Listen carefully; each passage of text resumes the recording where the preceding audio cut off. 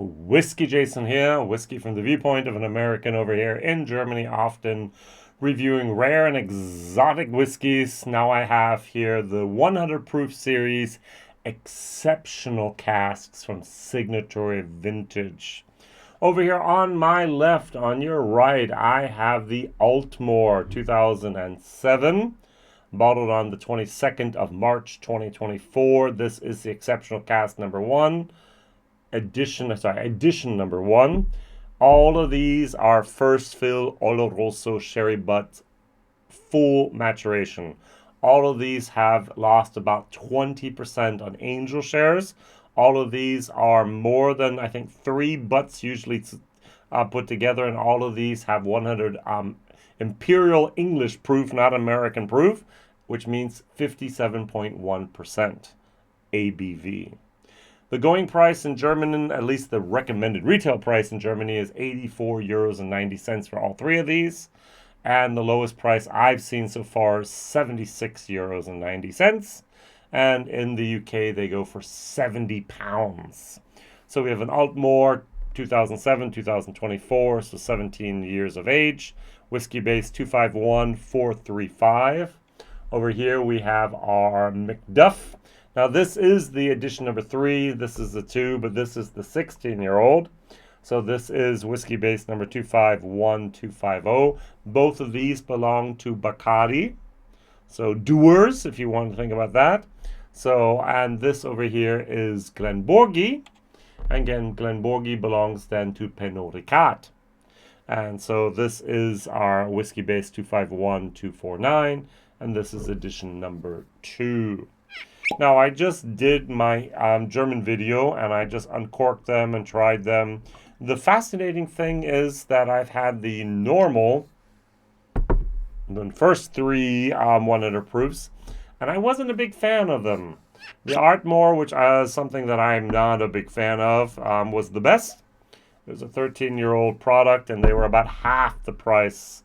Not about, I was at 49 euros, so almost half of the price of what we have with the exceptional cask. Now, these are much older. So we had a Ben Nevis, what was it, 6 years, 8 years old or something like that in there. And now we're going up to the higher age statements.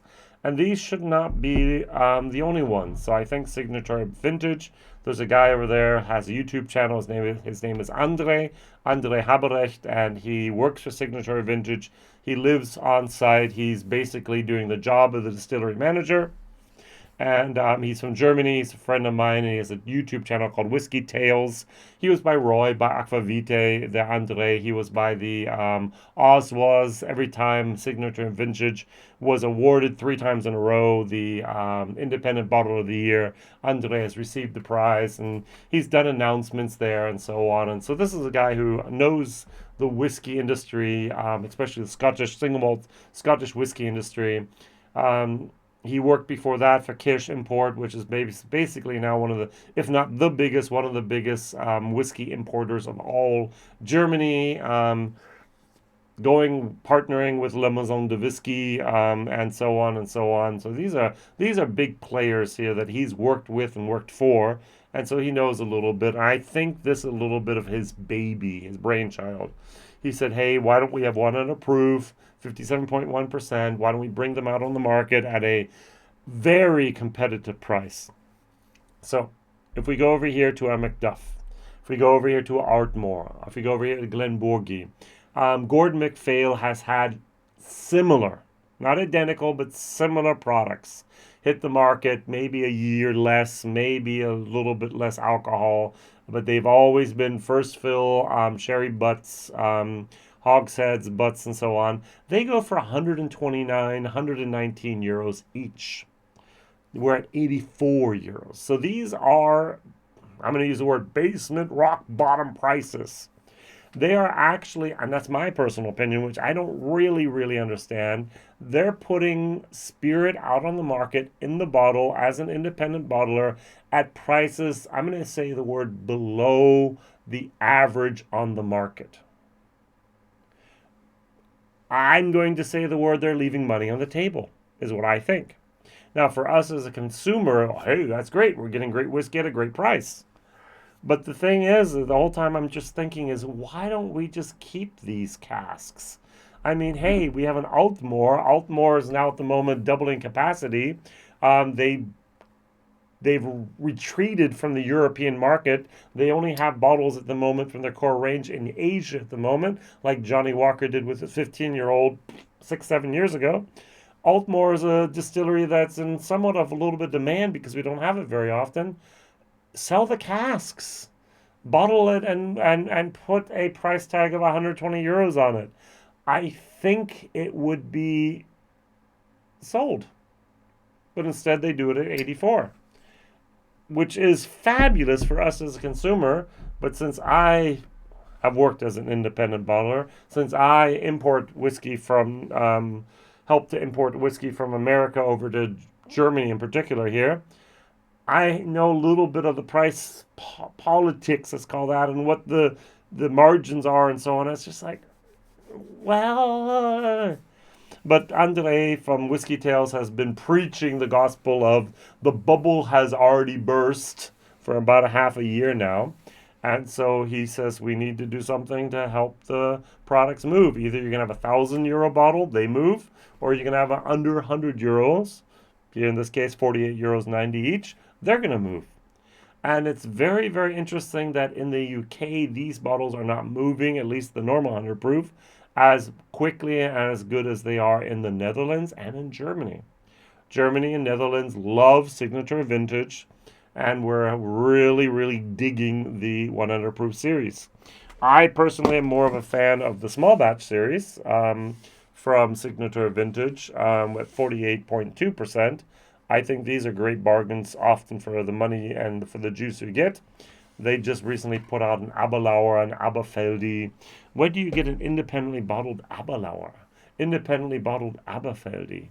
I mean, there's Mortlachs. There's all these. These are nice bottles here. And so if you are in the States, I'm sorry, the distributor in the States with Signatory Vintage is not. How do I say that? They're not working at the fullest capacity. So places in Asia have much better selection. We in Germany are spoiled for choice. Basically, everything that hits the market, we get something of it, unless it's a country-specific, Austria only. And then through the gray market, things come back to Germany, and we get the chance to have those as well. And they're doing good stuff. So I'm going to smell the 17-year-old Aultmore first of all. That's got a fabulous nose. This is a B nose. This is so good. I have a little bit of honey. I have a little bit of wood. I have a little bit of brown sugar. I have a little bit of candied plum. That's great stuff. Full maturation, first fill sherry, Oloroso sherry butts. All three of these. Despite having 17, 16, 15 years of age, they all have about 20% angel share.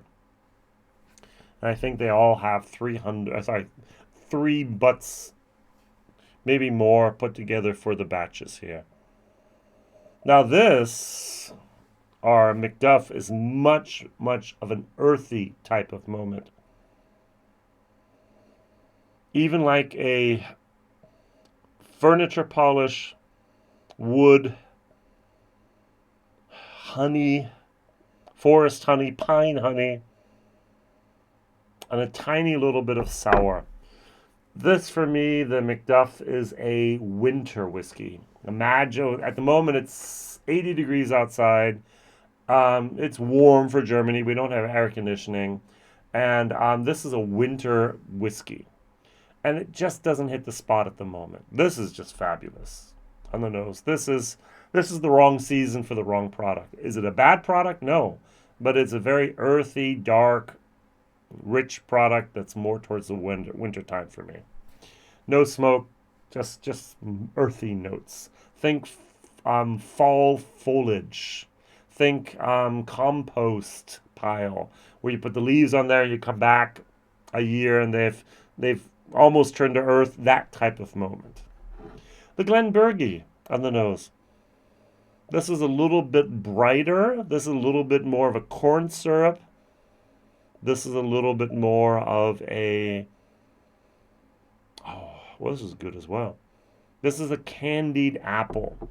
So you have caramel apples. If you go to the state fair, you'd have an apple dipped in caramel, and you have the apple dipped in the red candied candied sugar. I don't know what that actually is. That's what I'm getting here. I'm getting a candy apple. That's good. I like that. My ranking, Aultmore on the nose, very closely followed by the Glenburgie, and the little bit of the outsider would be the Macduff. So this is a solid B. This is a B minus. This is a C plus on the nose. Very good. Very even the C plus is good. Just the wrong time of the year. I'm going to go over here to the Aultmore. Try it. All of these have 57.1% ABV. All of these I could dilute down, but I want to try them at the first, at their full proof strength. This is not cask strength. All of these whiskeys actually have more than 57.1% in the cask. Maybe it's 57.3, maybe it's 59, maybe it's 60, maybe it's exactly 57.1. We don't know that. Signatory Vintage does not tell us that. They just put it down at the full proof 57.1 and give it to us. Now, that's great. Why not? But I think often 57+% with single malt scotch can be a little bit too much. So I do have my trusty little here. Put a little bit of water. Oh, just put a drop in there. Oh no, I've changed the whiskey totally. Cheers.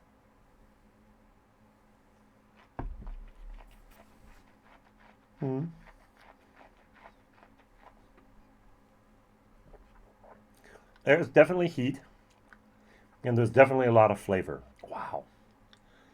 That's good. I get a little bit of furniture polish. I get a lot of fruit, dark candied fruit, raspberries, plums, maybe a little bit of dark apple here. That is a good whiskey. I really like this. A little bit of leather, a little bit here of the spicy oakness comes through. A little bit of tobacco leaves. The alcohol is noticeable, but it's not distracting. It's at that level where it's like good, but much more no. Longer finish. Pleasant. Nice. Good. I'm just going to do this because I did not do that in my German video. I'm going to put water in there, take it down to about 50%, and try immediately. See what happens. Does it get better or not?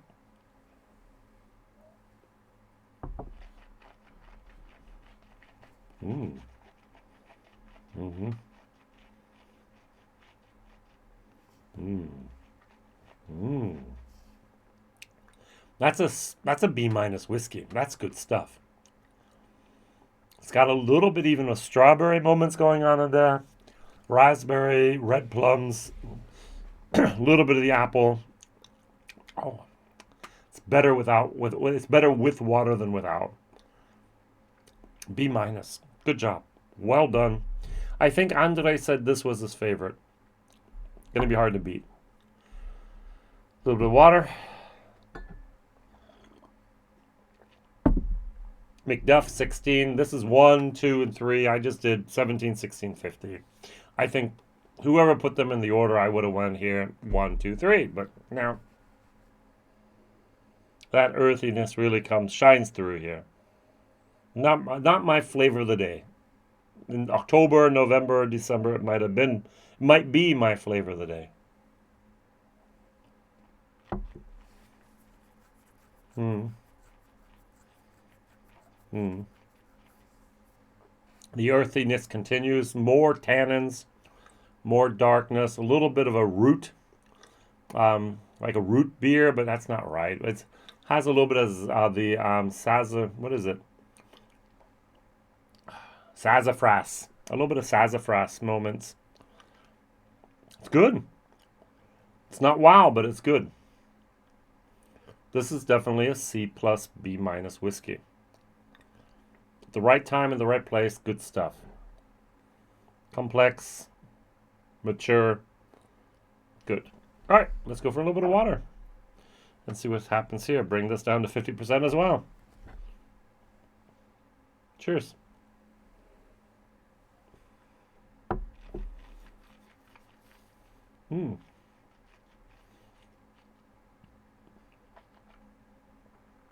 The earthiness, the sassafras moment comes through more. I'm not sure water. Yes, it helped it become more approachable, but it didn't help it to develop its flavor more.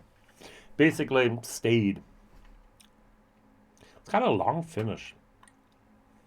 I do like the Aultmore more than I do the Macduff, but they're close.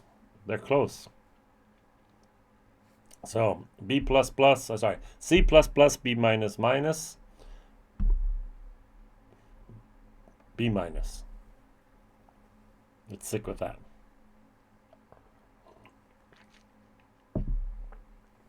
Glenburgie. Pinot Ricard. Both of these are Dewar's / Bacardi. I got that candied apple moment at the beginning. Let's see if I get in the palate. Slancha.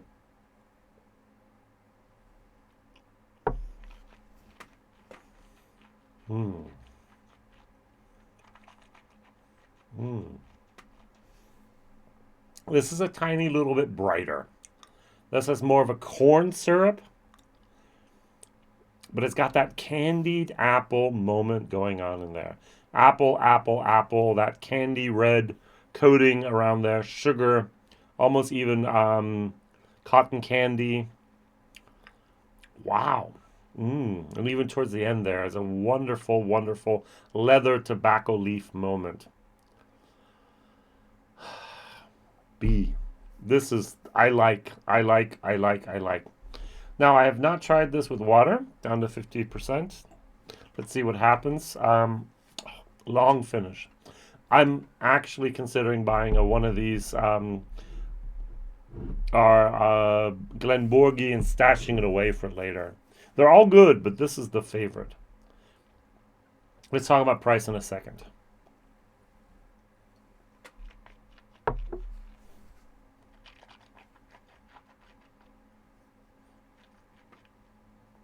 Ooh.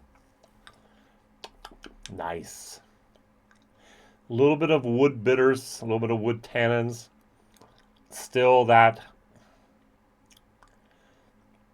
corn syrup turns into almost a maple syrup. Oh yeah. Oh yeah. This is a B whiskey without a doubt. Value for money. On the one hand, my gut feeling says that's too much. 80 euros, not even single cast. It is cast strength, basically, with 57.1% ABV. We have age statements. We have our 17, 16, 15. It fulfills non-chilled filtered, no color added. It fulfills most of what we want as geeks. And I try to tell everyone, hey, you want a good cast strength? Bourbon is going to be 80 euros. Pikesville Rye, 84 euros. Booker's, 80 euros. Elijah Craig, barrel proof, 76, 80 euros. Other products we have on the market, basically 80 euros. So then we come here with our 84 euros, and I'm going, too much. I want to give it a solid C. But C is great. A is why haven't you bought it? B, buy it. C, buy it if you want to. D, you don't need to buy it. F, why was the stuff you've made? I want to give it a solid C. But then I look at Gordon MacPhail, and I see their single cask, first fill sherry hogsheads, cast strength, almost the same age, usually a year or two younger, going for 120, 119, 100 and around that, 129. So anywhere between 119 and 129, I go, wow, this is a bargain. So I'm going to go for a C plus for all three of these. This is my B whiskey. This is my B minus. This is my C plus plus B minus minus. Wrong season of the year. A lot of dark earth type of moment. Sassafras. It's good, but different. This is just fantastic, but this, with the candied apple deliciousness, just hits my palate every single time. The question of the day is the following. We now have the 100 proof series normal. I think there's been 6 releases within 6 months, or 6 bottles released within 6 months. On top of that, we now have the exceptional casks. That's not even right. There were 10 bottles released in the full proof series. All right. So the question is, how many bottles should we be releasing a year, a month, a quarter? I'm going to say, and you might say I'm totally wrong. You might agree. I don't know. We have usually we try to, I'm going to call myself a responsible adult. We usually have a whiskey budget. The whiskey budget, we have to pay our mortgage or our rent. We have to pay for the car. We have to pay insurance. We have to pay food and utilities and clothing and all these other costs we have. And we have money left over. So disposable income that we can set aside for the future, save for retirement and so on, or also, and maybe have a luxury budget where we go, okay, good, I'm going to allow myself a restaurant budget. I'm going to allow myself maybe a toy budget. I'm going to allow myself, it could be computer games, it could be a rental car, it could be whatever your toys are. It can be paintball or whatever, go-karting, whatever your toys are. And I have a whiskey budget, all right? And I would be like €100 a month. So I can allow myself to buy 2 bottles of €50 or 1 bottle of 100, and we're at 84, so I can do a bottle a month. I'm going to say Signatory Vintage, please do not bring more than 1 bottle a month of full-proof whiskeys on the market.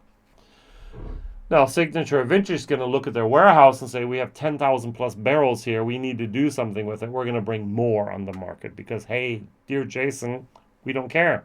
We see a market at the moment. We see a need. We see that the bottles are being talked about. There's a certain amount of hype going on in there. We're going to stoke the fire. We're going to make hay as long as the sun shines, and we're going to bring out bottles here at a much faster rate and pace than most people are going to enjoy or even be able to follow. And that's okay. Who says I need to buy every single bottle of full-proof Signatory Vintage? I don't have to. 100 proof. I don't need them. But a little part of me with my FOMO doesn't want to miss out. And so I'd like to have them. I'd like to try them. I'd like to review them. I'd like to share them. And the whole time I'm trying to think is, okay, you're bringing out, let's say 10 bottles a half of a year in 6 months. All right, 10 different expressions of 100 proof. These on top, by the way. And next half of the year, you're going to bring another 10, plus maybe another exceptional casks. So we're talking about 26 different expressions a year in their core range. Who in their right mind is the customer that's going to buy all of them? I don't think most people are. Now, there are going to be some collectors, yes. But what I think is, and maybe I'm just projecting my own lifestyle on that lifestyle of others, is I think many people are going to buy the bottles. They're going to do a whiskey share, a whiskey tasting at their home with 8 or 10 friends, and they're going to share the whiskeys. That'd get rid of about half the bottle, and then you'll be able to have maybe a couple of people take over samples, and you have the rest for yourself to enjoy over the next couple of months. I think that's what's going to happen. I think people are buying them and shelving them and going to say, hey, this is a series I'm going to collect, and in a couple of years I'm going to say, here, we have the complete series. It costs double the amount. Ta-da! Who wants to buy it? I've seen that happen time and time again, and why not here with this series? What would you like? What rate of bottlings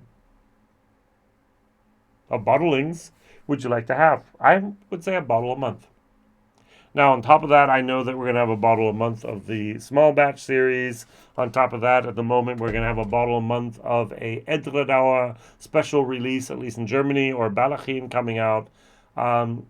If you look at the side of this says here, L24, which is then the year 24, /55.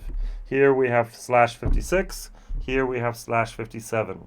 This is the 56 bottling for Edredauer Signatory Vintage in the year 2024. This is the 55th, 56th, 57th. Just like the same bottle code you have on Springbank. You know how many different bottling they bring out.